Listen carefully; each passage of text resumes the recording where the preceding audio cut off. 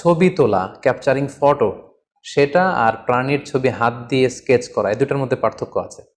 এই বিষয়টি খুবই সেন্সিটিভ এবং খুব খেয়াল করে বিষয়টি আমাদেরকে বুঝতে হবে।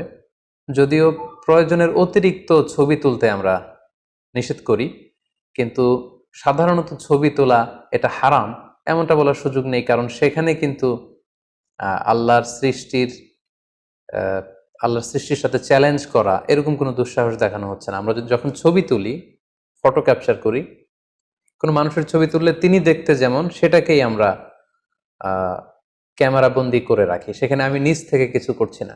লেটস সে একজন লোক বসে আছে, তো তিনি ওই পরিবেশে দেখতে যেমন, আমি ক্যামেরা দিয়ে ওই মুহূর্তটাকে ক্যামেরায় বন্দি করলাম। সো তিনি দেখতে যেমন, ওই পরিস্থিতিটা যেমন ছিল ছবিতে, আমি ঠিক তেমনই তুলে ধরেছি।